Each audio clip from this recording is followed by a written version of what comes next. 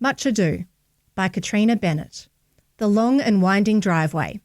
And it's very far away, and it's growing day by day. It's all right, brother, it's all right. We're on the road to nowhere. It was a sickening laden feeling, not even in the pit of my stomach, but right up in the esophagus, so easily identifiable over a lifetime, that if poor decision-making was an Olympic sport, I would be the GOAT. I chanced to glance in the general direction of my partner in crime and see my fears confirmed. All the blood had left his face, and that is no mean feat. We are Gen X kids. We were brought up in the same household. We have been having ludicrous adventures together for over 50 years. We both shouldn't still be alive, but somehow here we are, until this week. This week could have been the unravelling of both of us. My pea-brained brother had the bright idea that he, and therefore me by association, would fix my driveway. Remember the rockfall that threatened to close the Pound Bend tunnel a few years ago? That was actually just my drive washing down into the river.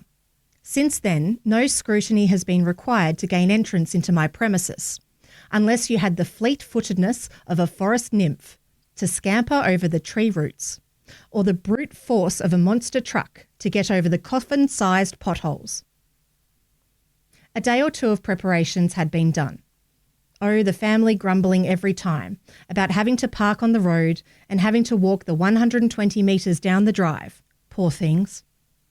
If only I had a pitchfork in my hand, not a shovel, rake, chainsaw or wheelbarrow, to ease their pain as they bleated on their way past. Manual labourer I am not. So when the first truck came and dumped the first mountain of toppings, I thought, well, this looks horrible. The second came, and it was definitely more visually terrifyingly torturous. When the third came, I calmly discussed with the monosyllabic man behind the wheel that it was supposed to be gradually released from the tipper as the truck drove down the driveway. Yeah, nah, was the response. Whoosh, another Everest-sized bloody pile. 3 more trucks, 3 more loathsome, abhorrent and obnoxious obstacles blockading my house until I'm at least an octogenarian. It is at this point that I copped the vision of old mate with the brain of an Etruscan shrew and his pasty white face that looks like Count Dracula's had him on tap.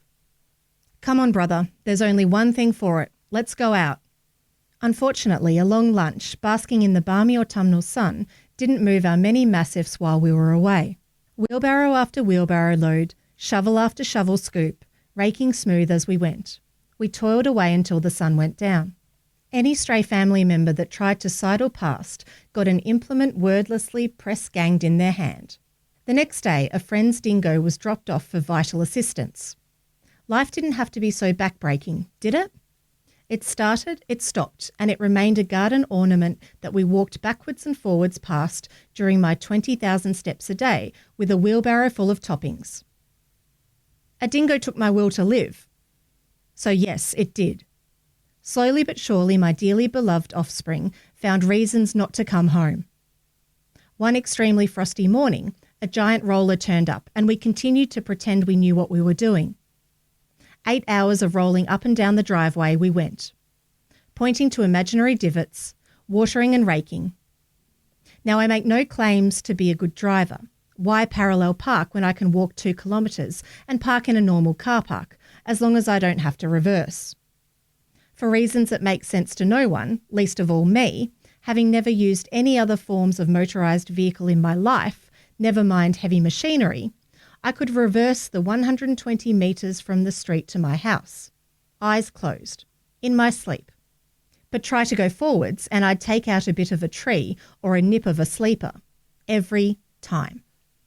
Eventually we were done. Finished. Nightmare finalised.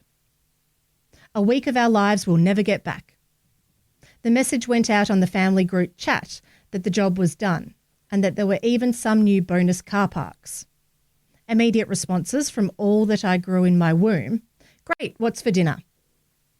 As I thank my brother and send him on his way, he leans out his window and says, I've been thinking. Please don't. I wasn't feeling okay this morning. And you know We're on the road to nowhere. Least now it's smooth ride.